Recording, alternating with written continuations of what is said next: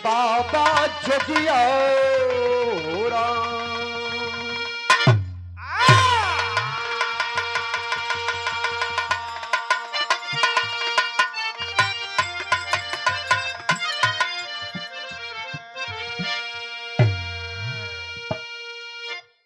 देसी हीरो बाबा ये पुलिस प्रशासन विभाग के लोग हुआ करते हैं, बाबा आर्मी के जवान हुआ करते हैं, बाबा जो इस देश की 150 करोड़ देशवासियों की रक्षा सुरक्षा करते हैं। तो हम और आप बड़े आराम से चैन की नींद सोते हैं। उन जवानों के लिए 4 लाइन कवि जी की कलम डोलती है कि आखिरकार जब जब हिंदुस्तान की आन मान पान की जब बात आई है तो हमारे हिंदुस्तान के फौजी भाई आगे बढ़ चढ़ करके हिस्सा लेने का काम किए हैं। यही वो भारत देश है। लाल बहादुर शास्त्री जो रोज गंगा जी पौड़ के ए पार पढ़े आवे बनारस और रोज गंगा जी पौड़ के वो पार जाए। पैसा उनके पास नहीं था कि नाव का किराया दे सके। यही बनारस की धरती है जेकर दुनिया में कहीं जोड़ ना लगे तो कर यही बनारस में लगला। गवैया हो, बजवैया हो, लड़वैया हो, चढ़वैया हो, चाहे बल्कि मरे बदे आवलन, हाँ मर के तर जाओ। 4 लाइन उन जवानों के लिए कवि जी की कलम डोलती है। तनी से उठा के दे आता उठा के हारमोनियमा नहीं भैया, पत्तियां उठा के दे। हाँ तो के कबो कहला कि उठा के दे। आज का थिला 4 लाइन उन जवानों के लिए लिखा गया जो देश के लिए अपनी आन मान जान ये पूरा जीवन अपना न्यौछावर करते हैं। कैसे?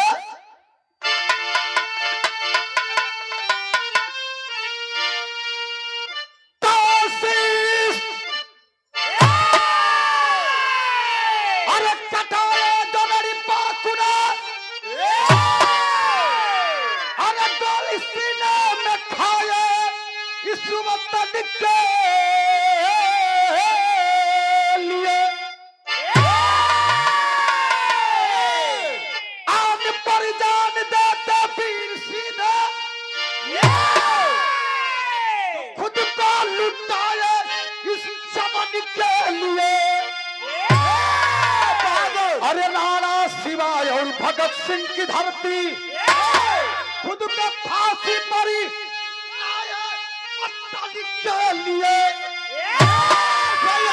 अरे सिया राम उन सपूतों को करते नमन जो खुद को लुटाए इस चमन के लिए।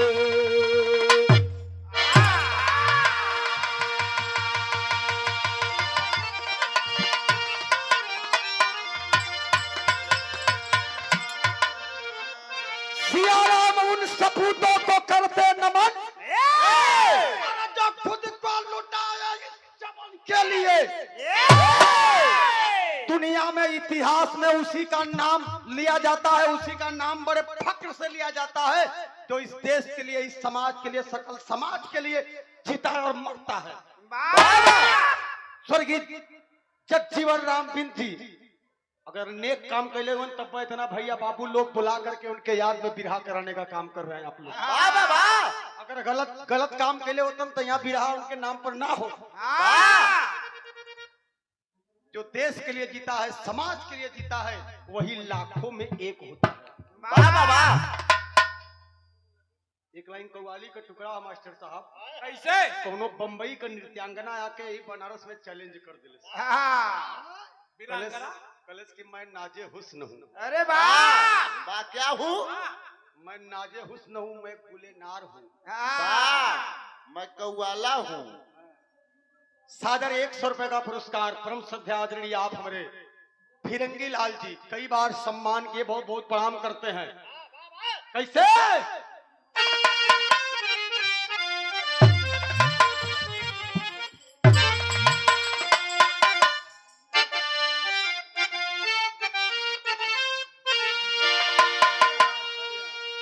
कि मैं नाजे हुस्न हूँ, मैं नाजे हुस्न हूँ, अरे तू मेरा यह तलाब करो, और ये जवानी नाम है मेरा, मुझे सलाम करो। जवानी नाम है मेरा, मुझे सलाम करो। जवानी नाम है मेरा, मुझे।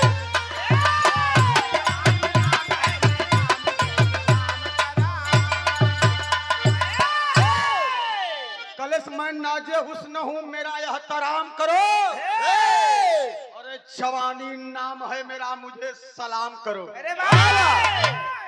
हमारा के तेरे कोनो मनचला लइका रहल, कलेश की सुना, मैं आपको सलाम जरूर करता हूँ। बनारस में लोग राम रमिया करलन, वहाँ फरारी जाने ला कौन चीज के मिलल ना, कि तू से बात करल, गाड़ी से बिरहा में जवाब देले हो लइका, का जवाब देले हो कि तुझे सलाम करो, तू मेरा एक काम करो, और तू अपनी मस्त जवानी हमारे नाम करो। तू अपनी मस्त जवानी हमारे, तू अपनी मस्त जवानी हमारे।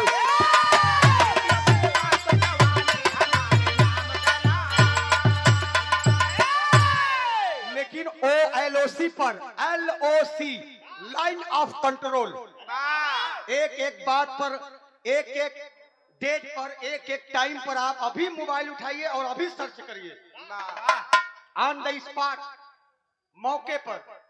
अगर कहीं मैं गलत गा रहा हूं तो तुरंत मुझे रोक दिया जाए, क्योंकि समाज में गलत कमेंट और गलत दिशा निर्देश देना का कोई अधिकार नहीं है।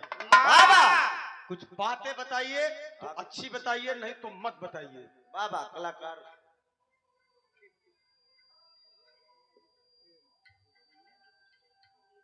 औरो मन हो। हाँ, ये हमारे सतीश भैया बिरहा कमेटी के व्यवस्थापक हैं, कलन एक तरी से फिर से गाय वाह आवा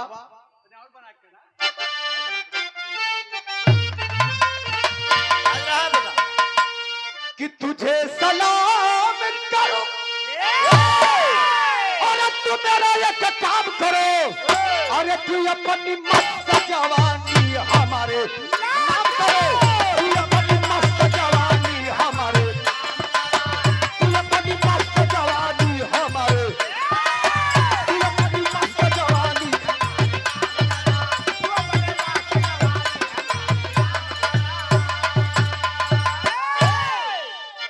लेकिन बिरहा में भाव लगल LOC पर, लाइन ऑफ कंट्रोल, बॉर्डर पर।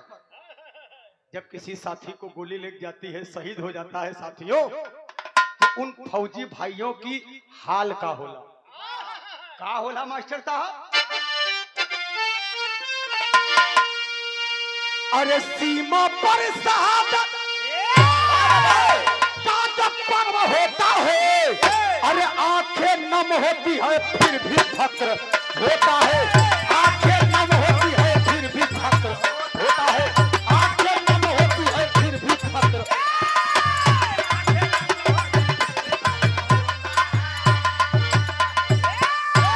अरे साथियों, सीमा पर जो शहादत का पर्व होता है, अरे आंखें तो नम होती है, लेकिन ये सीना को भी फक्र भी होता है। इस देश के लिए मर गए, मिट गए, शहीद हो गए, जिनका इतिहास का पन्ना में नाम दर्ज कर लिया गया। जब जब इस मिर्जापुर के नरोइया बाजार का इतिहास खोला जाएगा, तो स्वर्गीय जगजीवन राम बिंद का नाम बड़े फक्र से लिया जाएगा। ये जैसे कहानी की शुरुआत हो गई, एक एक लाइन पर गौर है। चचा बैठ जा, डबल रही।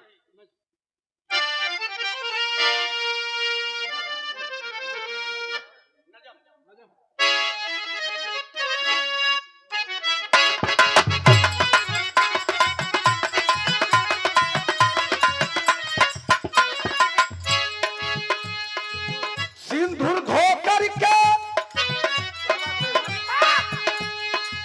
सिंदूर धो करके वीरांगना सोच लेती है। सिंदूर धो खेतों में रोप लेती है।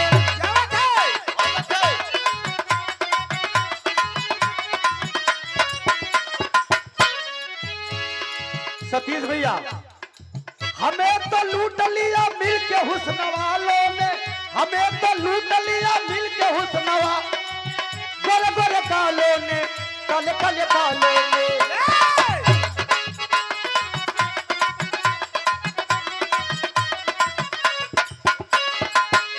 एक एक लाइन पर पाकिस्तान जो देश मेरा पड़ोसी है, साला वो हरी आतंकी का दोषी है। बहादुर फौजी अपना कर्म पूरा करते हैं,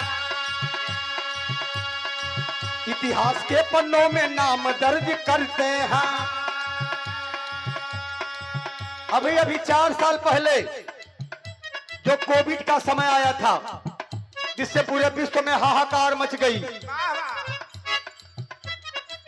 चीन की बदनीयत है विश्व को मिटाने की, साथ में पाक की जमीन हथियाने की। बात बताऊं क्या मैं पाक के दलालों की, जिंदगी तरसती है साले दानों दानों की। बिना नरवाल जो देश का जान रहा, बिना नरवाल जो देश का जान रहा,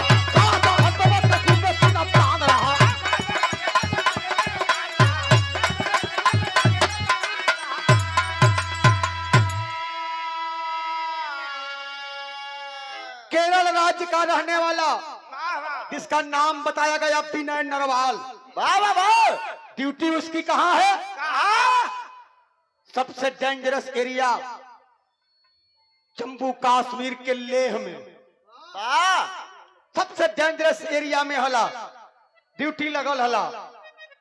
बड़े आराम से ड्यूटी करत हुन। माई बाबू बचपन में सपना सजौले रहलन। का सपना सजौलन? तरज बदल गई मास्टर साहब।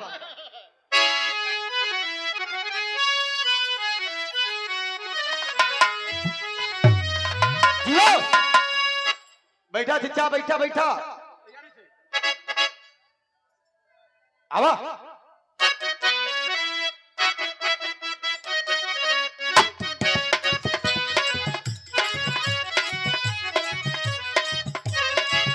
दोनों देवर भौजाई के बीच का बात थला कि हम त ढोर ही बुनले रहली पियरी माटी से, कि हम त ढोर ही बुनले रहली पियरी माटी से। देवरा मुआ न खोदे काटी से, हम त ढोर ही बुनले रहली।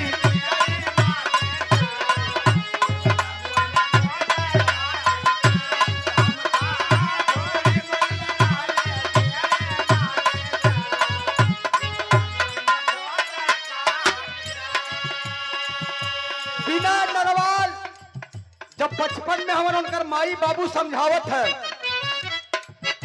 तब बाबू बेटावा के अपने समझावेला, तब बाबू बेटावा के अपने समझावेला, सपना सजावेला।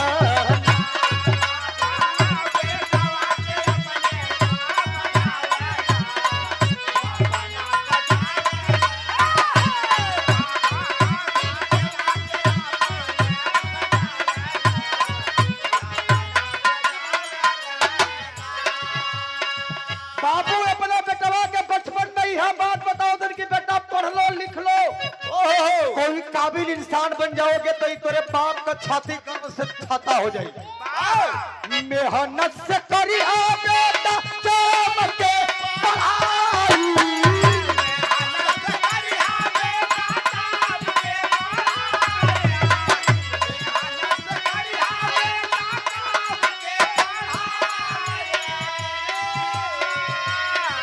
हमारो सपना साकार होई जाई, हमारो सपना साकार होई जाई, हमारो सपना साकार होई जाई।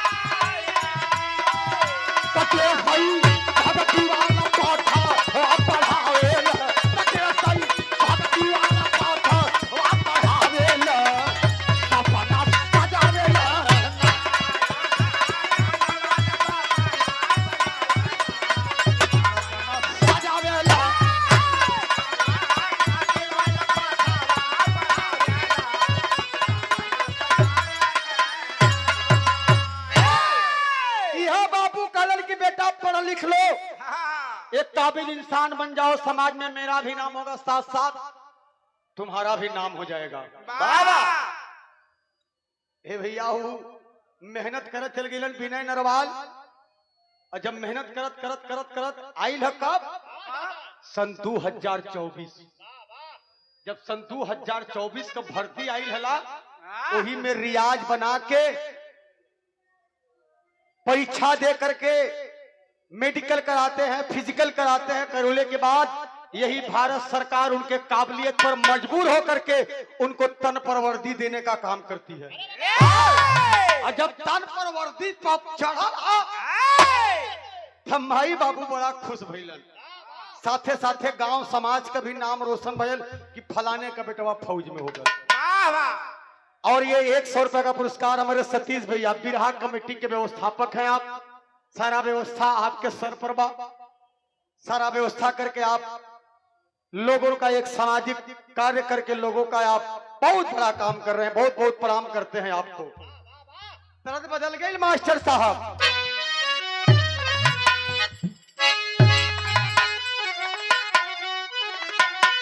उहे गीत हला, कौन हला? कहा रे छुआई जाई रजू, अरे छुआई जाई राजू,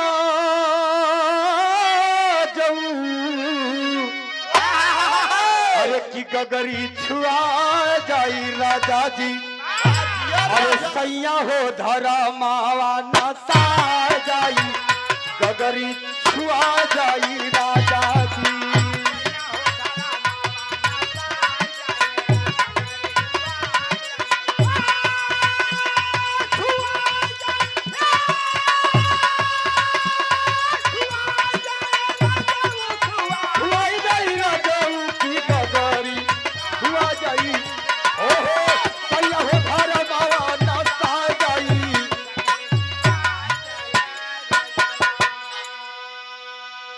गीत रहा लेकिन बिरहा में गीतिया से बढ़िया भाव लिखल गए। ए भैया जब तन पर वर्दी लेके अपने गांव में जब विनय नरवाल पहुंचल हवन, माई बाबू खुश भइलन। और जब खुश भइलन तब बाबू अपने बेटवा के सलूट मार दिलन। दौड़ के बेटवा जवान कहले से बाबू तोहरे ही तन देवल, तोहरे ही जीवन देवल, और तोहही हमके सलूट मारत हुआ। बुढ़ऊ दादा अपने बेटा के एक बात बड़ी ऊंची कलन भैया, जौन लाखों करोड़ रुपया दिले पर ना मिली। का कहले हो मास्टर साहब? कहा अरे सलाम करी दुनिया,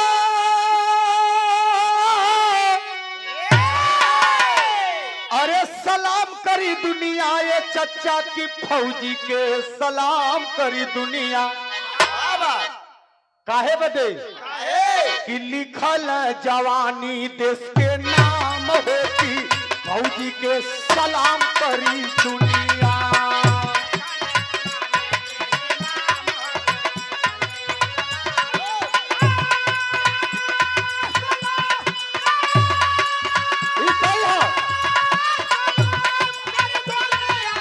सलाम करी दुनिया की फौजी के सलाम करी, लिखल जवानी देश के नाम हो।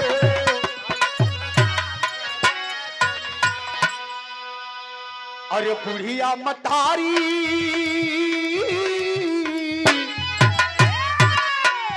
बुढ़िया मतारी ललका आरती उतारी,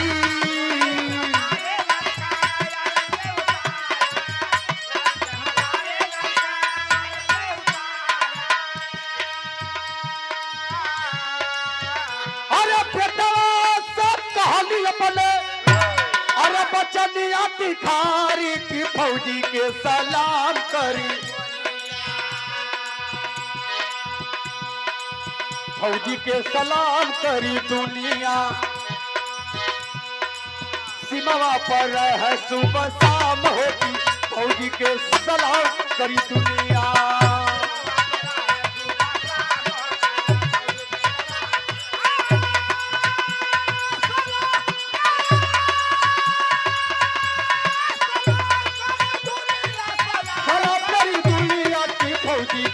सलाम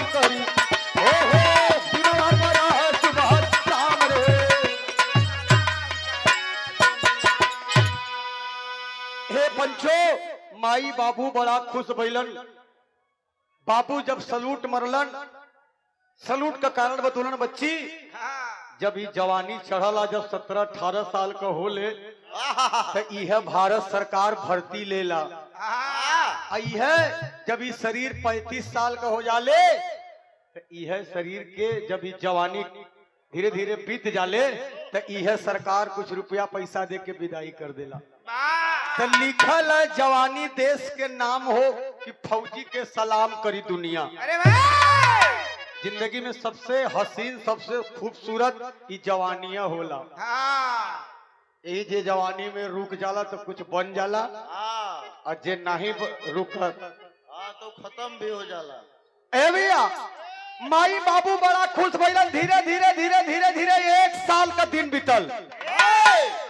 भैया फिरंगी भैया 1 साल का दिन बीतल और दिन कवन आयल 16 अप्रैल सन 2025।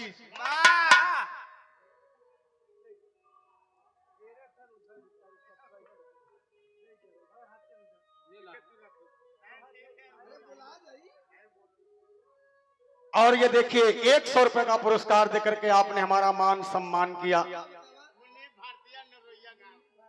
मुन्नी भारतीय नरोइया बाजार से बड़ा आपके दिल में कलाकारों के प्रति कितना भाव है, आपने पुरस्कार दिया। ये पुरस्कार हमारे तरफ से ले जा, ये आपके काम दे।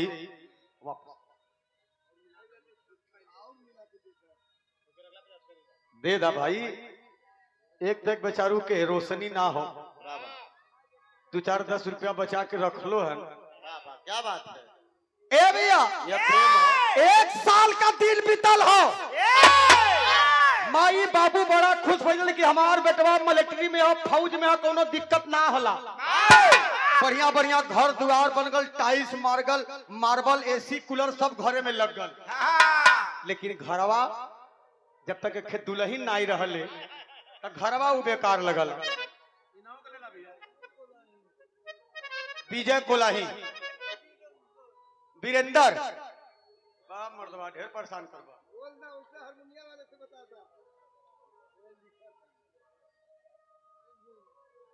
जायदा बहुत टाइम लग गई। हाँ देखा गाल ना काट ले तो हर गप से। चला हो गल तोहार, हो गल मनबा न करबा तू।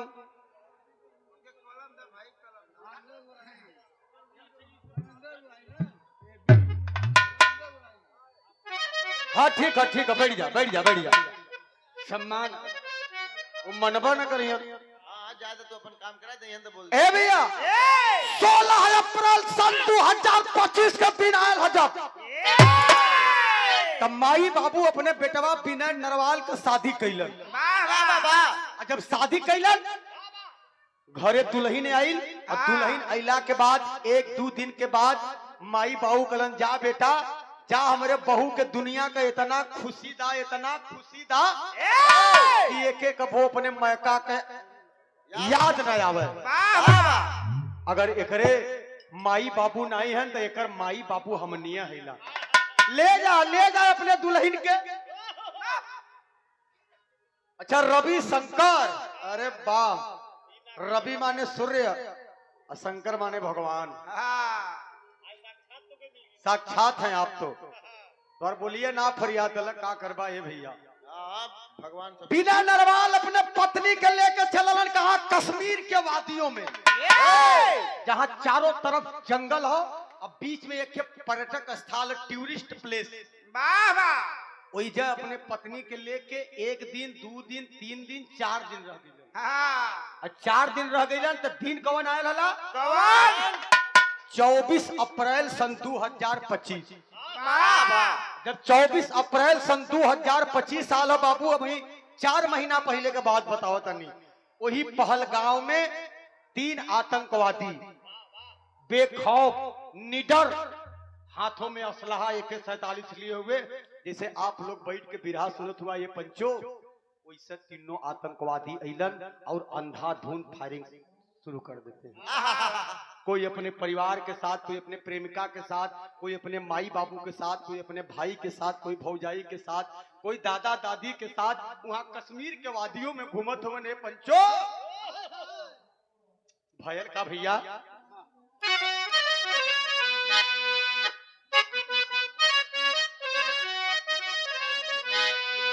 सीमा पर ड्यूटी लाटा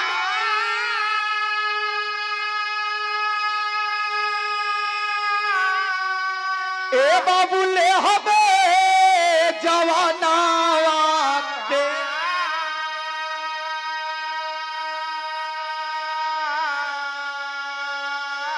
अरे दुल्ही न के साथे गईला ए पंचो घूम हो सहारी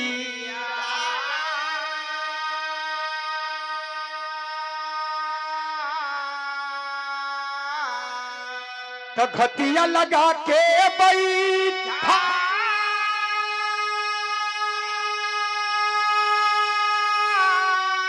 अरे लहला बेईमानावा ओ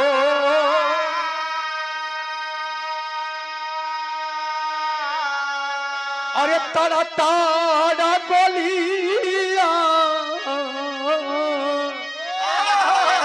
चलो न बेईमाना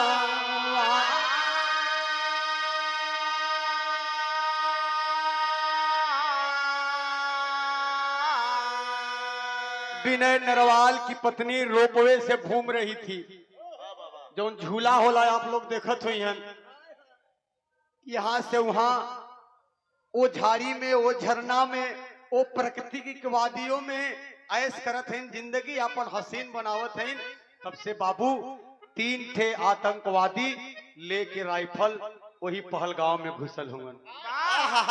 जब पहलगांव में घुसल हुए निहत्थे लोगों के ऊपर बाबूजी तर न सोचलन, न आओ देखलन, न ताओ, तर गोली चलाना शुरू कर देते हैं।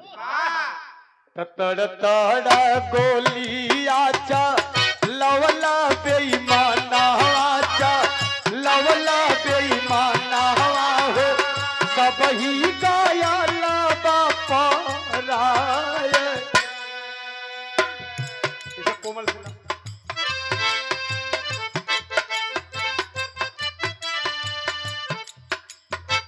हाय माई सबही हो सबही चिल्लाए लागल, सबही चिल्लाए लागल जनवा हो अपना बचाए। हे बाबू जब जेके जेके गोली लगत जेकरे जेकरे परिवार का दाएं दाएं गिरत हुवन, हल्ला हो तो मैया पप्पा बचाओ चिल्लाओ बचाओ चिल्लात हुए लोग, लेकिन वहां कोई सुना वाला ना है। ये पंचो बड़ी ऊंची बात निकल गई। हिंदू तू हउए की हउए मुसलमान हो, हउए मुसलमान हो, तरतारा गोलियां चलाया। यहां तक आया पाकिस्तान बॉर्डर से जो आए 3 आतंकवादी लोगन से पूछत होवन कि तुम हिंदू हो कि मुसलमान हो। जितना भैया बाबू लोग मोबाइल चलावत हुए सबके मोबाइल पर वो वीडियो जरूर आयल हुई। तो हिंदू रहे तो तुरंत गोलिया से भून दे, अगर मुसलमान रहे तो ओके किनारे कर दे। अरे मैं सवाल करना चाहता हूं उन पाकिस्तानियों से जो माधर जात साले कमीने कुत्ते जितनी तुम्हारी तुच्छ भर की औकात नहीं है और 150 करोड़ जनसंख्या वाले भारत से टकराने की हिमाकत करते हो। जितना सुरक्षित मुसलमान हिंदुस्तान में है और किसी देश में नहीं है। साले 25 करोड़ की आबादी लेकर के 150 करोड़ भारत को ललकारते हो। एक दिन सारे के फरियाई जाए हमान के भेज देते तो मुआई दे सारन के साला रोज रोज बर्दाश्त ना हुई। हिंदू तू हउए की हउए मुसलमान हो, बाजुआ तू दे बेरे बताया कि हिंदुन के ताड़ा ताड़ा गोलियां चालाई हो देला, गोलियां चालाई हो देहला मुस्लिम के करेला किनार। तो सबई चिल्लाए लागल जनवा बचावे लागल, जनवा बचावे लागल सबही का मातिया हेरा। एकदम बेखौफ बेनिडर निहत्थे लोगों पर तर तर तर तर तर तर तर तर गोलियां चलाना शुरू करते हैं। और एक जने के दो जने के ना बल्कि 42 जवानों को अपने गोली का शिकार बनाते हैं। 42 जवानों को 24 अप्रैल सन 2025 समय 2-2:30 बजे था दिन का। वो रात के ना इतनी हिम्मत साले, वाह वाह, दूसरे देश से हमारी छाती पर आकर के हमारी बंदूक चला रहे हो। वाह, अरे बाप रे बाप। अपनी घटना को अंजाम देने के बाद तीनों आतंकवादी फिर बॉर्डर क्रॉस करके बड़े आराम से निकल जाते हैं। यहाँ बाबू अफरा तफरी मचल हला, अफरा तफरी बचल है। कोई चिल्लात हला, कोई रोवत है, कोई अपने पति के खोजत है, कोई अपने पत्नी के खोजत है। जब गोलिया का शिकार बाबू विनय नरवाल जब भैल हुन, अब वही 9 दिना का शादी होला। 16 अप्रैल को शादी हुई और 24 अप्रैल को यह घटना हुई। कहते सैया इत हाथ का मेहदियो नहीं खे छूटल, भर पेट तोहके भर नजर तोके देखियो ना पौली। आज ही तू सैया का कैला हमरा के छोड़ के चल गईला।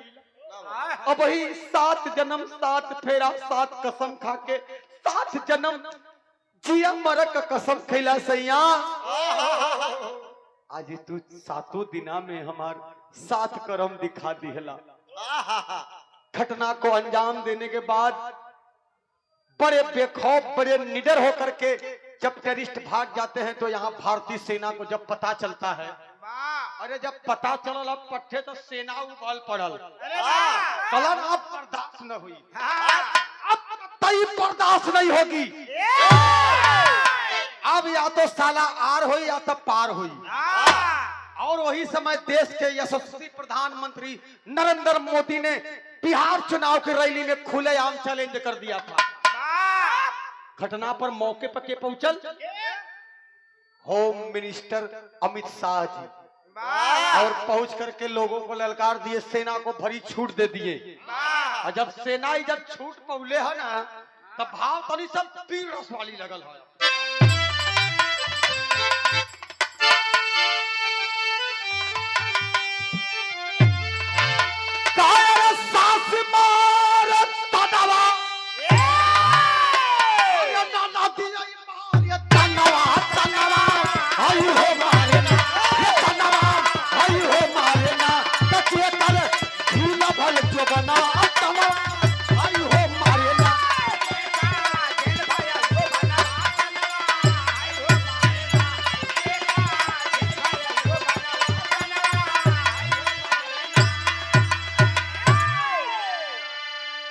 स्वर्गीय रामदेव गुरु जी अपने जवानी के आलम में गावे, लेकिन जब स्वर्गीय रामदेव गुरु का विराह स्वर्गीय बुल्लू गुरु से हो, तब बुल्लू गुरु जी लहा के गावे। हमने तो आँखी से कबो देखबा ना कैली। हम तो कैसे बुल्ली उनकर विराह कहिया सुन रहा? परसों बुल्लू का और रामदेव गुरु जी का। कहाँ पर? हरिचंद घटवा पे बजत रल माइक में। लेकिन जवाब दे, ऐसा नहीं कि कहे लेके चला।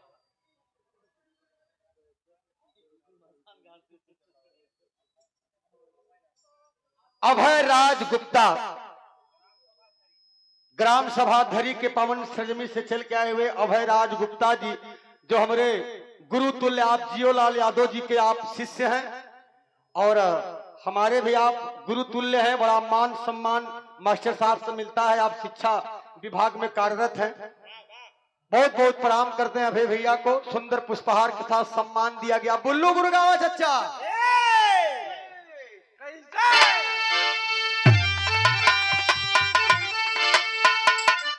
गोरिया दिन भरी कई के कटिया, गोरिया दिन भरी कई के कटिया, लेके सधवा के सिलबटिया, पीसल में मसाला ना।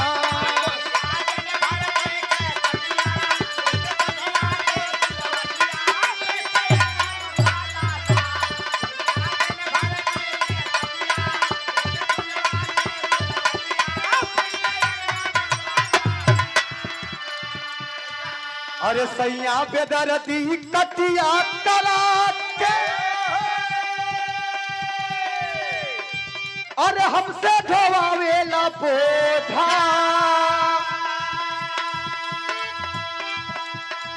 कहरतिया से जरिया पर राहत हमरे अखियों की सोझा।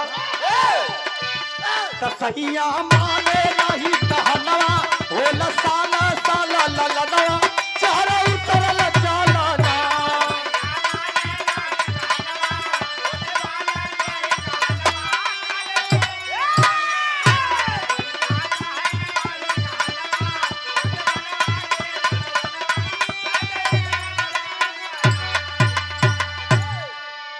आवा तो वही बा नहीं बा मुँह जाता है।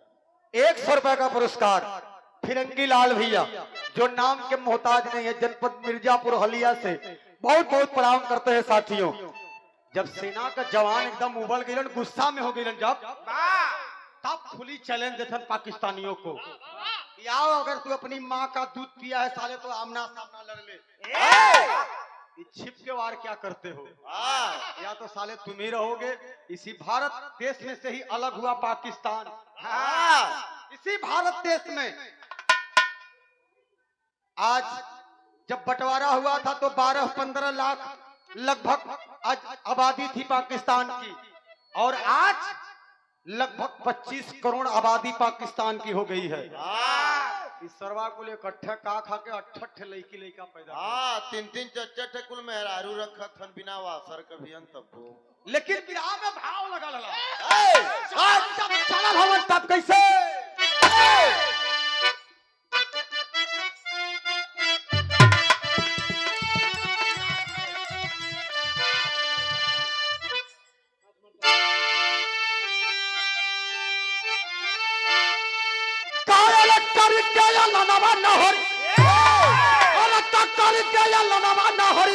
अरे कैले कैसे जाइना ये सनवा कैसे जाइना तचारे कोठा में सनवा सनवा कैसे जाइना कोठा में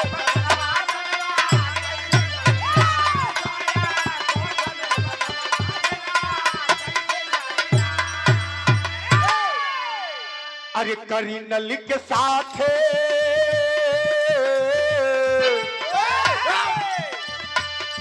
चला जावनवा और सिरावा पर बात ले पाने कफनवा।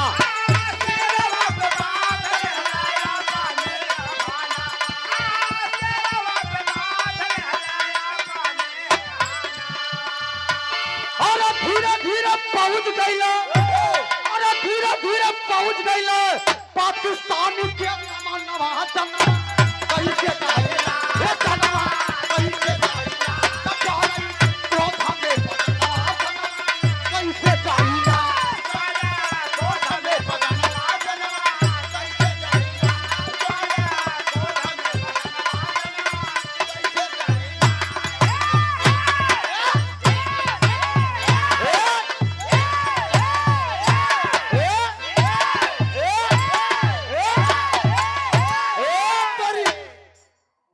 फिर जवानी नवाई पट्टे बजावत के फाड़ देवे कोनो दोष नहीं, फाड़ दे आज। मर्दन का जवानी, वीरन का जवानी, पहलवानन का जवानी, कुकुरन का जवानी। साला ये सबसे बड़ा कुकुर खुदा। वो यही से तो अपने गांव में हार गए। 3 पिलाई ओट नहीं दिलिन, वो कुल 3-3 किलोमीटर खींचा था, मामूली बात थोड़ो हो। ए भैया एकदम भारतीय सेना जब युद्ध के लिए तैयार हो गई जब तैयार भइल तो सवेरे लगा लड़ाई पाकिस्तान से। पहले तो उन्होंने पानी बंद कर देल गई, मोहम्मद हाफिज के ठिकाने को खत्म किया गया और जा जाके प्लेन से जहां जहां आतंकी प्लेस था, जहाज पर आतंकी रहते थे, सारे ठिकानों को नष्ट किया गया और पाकिस्तान का पानी बंद कर दिया गया। और यहां तक बात आई जितने भी वीजा पाकिस्तान से लोग हिंदुस्तान में आए हैं, सबका वीजा तुरंत तुरंत रिस्ट्रिक्ट करके उनको वापस पाकिस्तान भेज दिया जाए।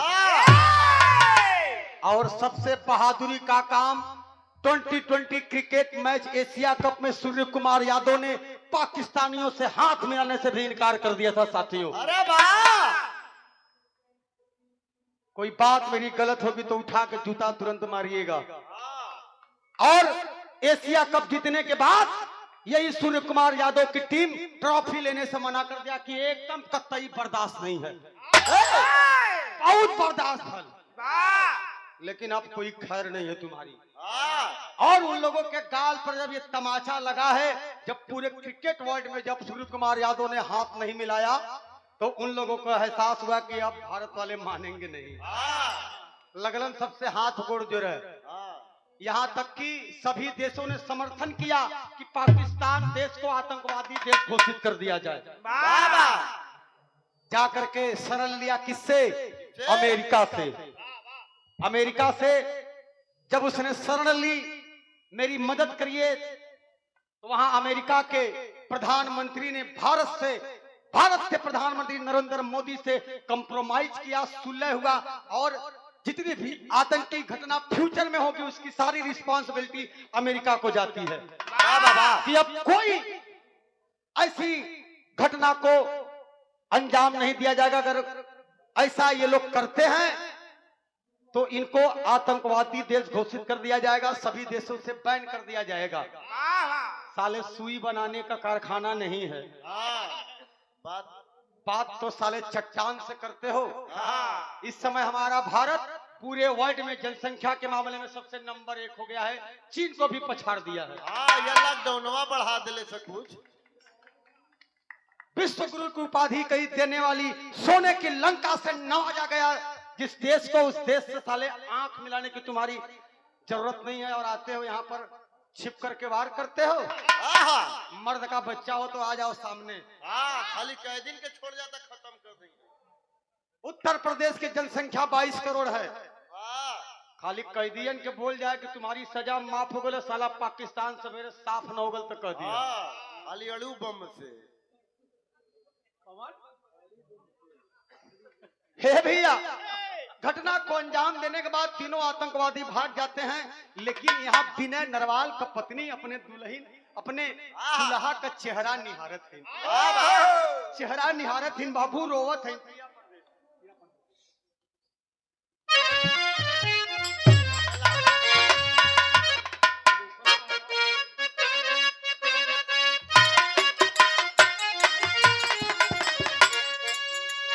अरे पिया परदेश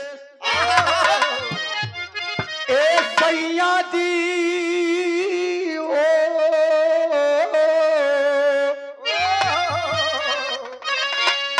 अरे पिया परदेश गईल तार लागो के पिया में।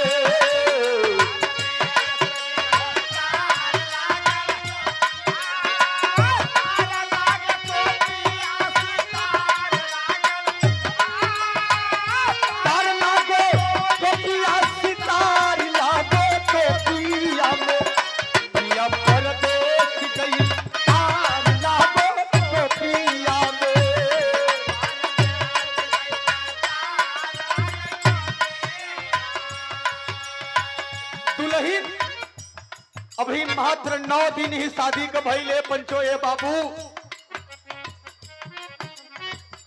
काहे नहीं के मुहावा से बोलत बाहर सजना।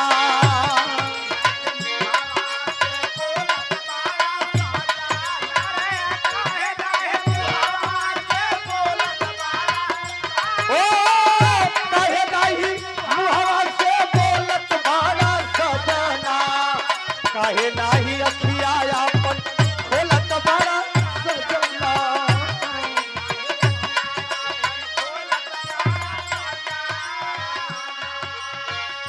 सात कसम खैला सात फेरा घूम के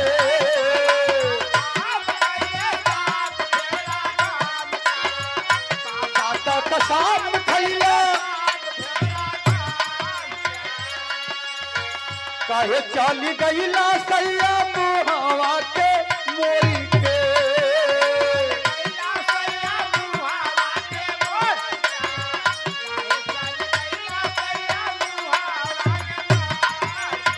मारी तो सधुरावा धोवाई गईला सैया मारी तो सधुरावा धोवाई गईला सैया काहे नहीं मुहावा के बोल तबाला सैया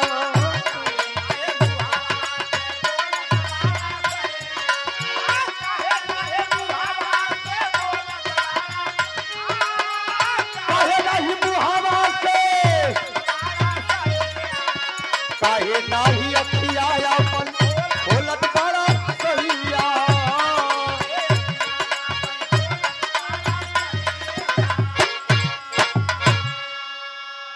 हे पंचो दुल्ही का रो के हाल एकदम बुरा भइल बा लेकिन जब खबर माई बापू के लगल जब विनय नरवाल के घरे जब खबर लगल ह छाती पीट पीट के माई बाप रोवत होंगे एक लाइन शैली हम विरह में तेरी का भाव लगी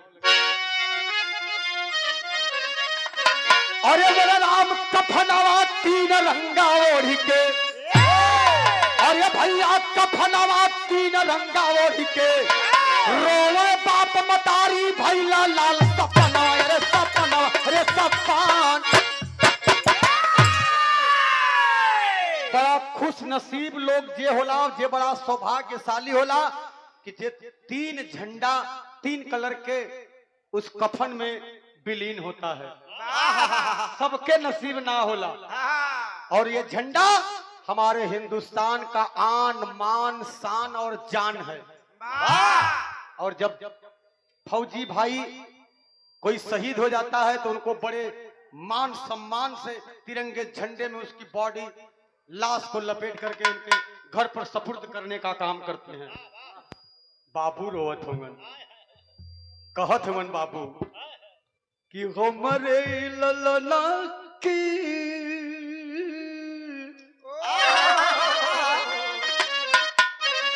अरे हमरे सुगवा के ए भैया विरासत वाले बाबू लोग एक बाप के कलेजे में उससे बड़ा दुख उससे बड़ा दर्द और ये देखिए कोई मामूली आदमी नहीं भारत के प्रधानमंत्री नरेंद्र मोदी जी जब बनारस से चुनाव लड़े थे तो आपने ताल ठोक करके उनके सामने लड़ने का काम किया था आदरणीय सुरेश पाल नेताजी सुंदर पुष्पहार और 501 रुपया देकर के आपने सम्मान किया बहुत बहुत प्रणाम करते हैं और आपका जिगर नहीं बल्कि जिगरा है अरे वाह इतने बड़े चट्टान के सामने खड़े हो जाना ही कोई मामूली बात नहीं होती है साथी हार जीत मायने नहीं रखा और देश के प्रधानमंत्री सांसद तो 3 बार बने लेकिन हमारे बनारस से ही बने तो मायने रखती है कुछ बहुत बहुत प्रणाम करते हैं लेकिन भयल का बाबू रोवत हुआ रो के एक बात कहत हुआ उन जवानन से जवान पार्टी लेके घर पे आ रहा जौन आप लोगन के करेजा के चीर दी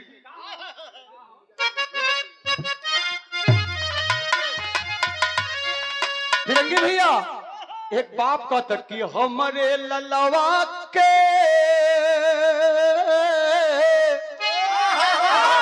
अरे हमरे सुगना के अरे कैसे मरल सा दुश्मन का औलाद हमरे हीरावा के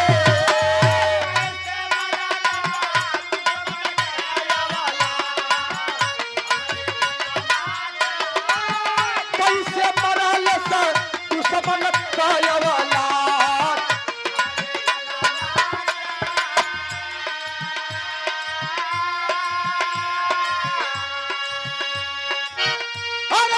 पाकिस्तानी लड़के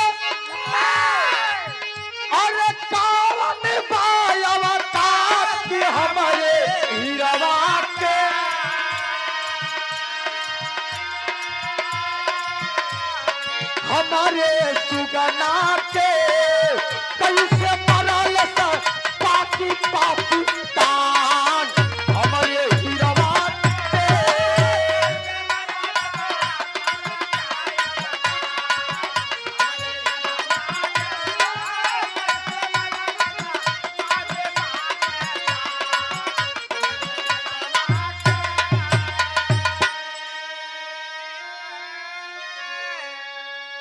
बाप अपने बेटे की जब बॉडी को देखता है बर्दाश्त नहीं कर पाता है।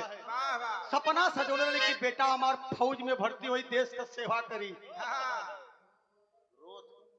बाबू रोवत होंगे, माई रोवत है नहीं। खबर पा के पूरा गांव, पूरा राज्य नहीं बल्कि पूरा देश हमारा हिंदुस्तान पूरा सबके आंखों में आंसू है। अब ये दूसरे गांव से कोनो आदमी आके तो लोगन के मार के चल दिए तो बर्दाश्त हुई? कब जवानी बेकार हला। 100 रुपया का पुरस्कार है मेरे। बैठ जा बैठ जा। देखा जब इनके इतनी जोश आ जाता था, इतना मिजाज में अरे अरे अरे अरे ठीक तो कम ना हुआ। अरे भैया बहुत बहुत प्रणाम करते हैं कि आपने हमें उस लायक समझा कि अपने मंच पर बुला करके गाने बजाने का काम कर रहे हैं। राम मंगल बिंद भैया जो आप नेताजी स्वर्गीय जगजीवन राम जी के आप भाई हैं। 5 भाइयों में 2 भाई अभी जीवित हैं और 3 लोग शायद खत्म हो चुके हैं। लेकिन आप लोग धन्य हैं, महान हैं। जितनी भी आप लोगों की तुलना की जाए। भैया भैया आप गुटका खीबा 10 रुपया दे देता जैतन 200 रुपए का पुरस्कार कमेटी की ओर से बहुत बहुत प्रणाम करते हैं। बढ़िया बैठ जा। ए भैया पूरा देश रहा था लेकिन भाव पहपट में मिला जोने समय बॉडी आई हला। अरे पूरे देश का रोवा नर नारी आंसू बरसेला। अरे पूरे देश का रोवा नर नारी आंसू बरसेला। अरे दिहला भगवल काहे का बिगारी आंसू बरसेला।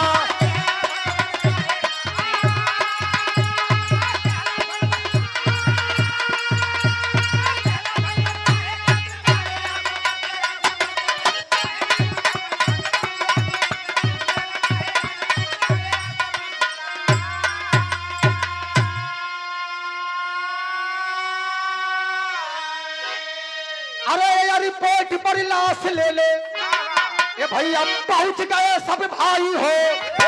और पुलिस प्रशासन का आदमी और हमारा देखा भाई हो।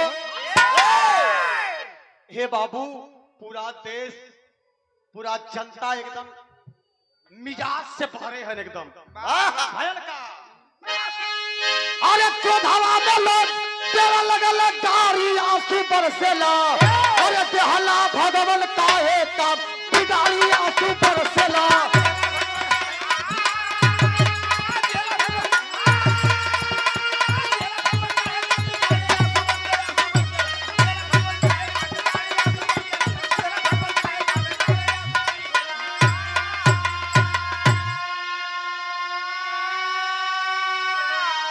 जेकरे एक बेटवा वो देश का फौजी और वो देश बदे चल गल, शहीद हो गया, सदा सदा के लिए अमर हो गया। लेकिन एक कलाकार होने के नाते, एक इंसान होने के नाते, एक मानवता के नाते मैं देश के उन विद्वान लोगों से कहना चाहता हूं कि रोज रोज ये बर्दाश्त ना हुई। एक गरीब का आदमी, एक किसान का बेटा जाकर के फौजी सरहद पर खड़ा होता है, देश की रक्षा सुरक्षा करता है, और यही साले आतंकवादी मुट्ठी भर, चंद मुट्ठी भर तुम्हारी औकात इतनी की गोलियों से भून दे रहे हो।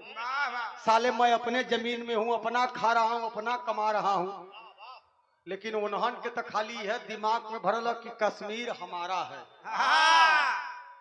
साले 75-77 साल देश को आजाद हुए हो गया, अभी तक जो सपना दिल में मन में बिठाए हो हाँ पूरा ना भल वो कबो जिंदगी में पूरा होबो ना करी। हाँ उसको फूलल आखी से सपना देखल आल्हा में प्रमाण मिलल भैया।